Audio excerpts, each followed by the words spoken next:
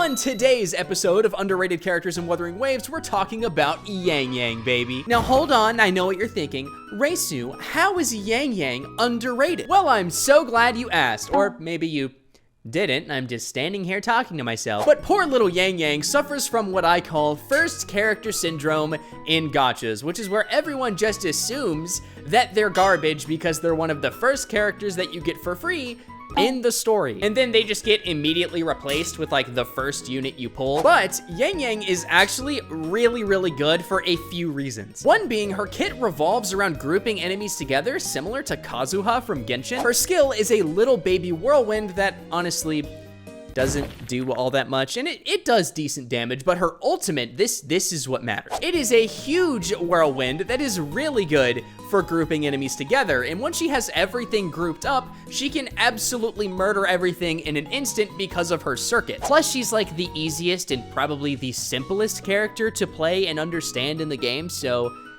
she's really new player friendly, but if you can't understand YangYang's kit,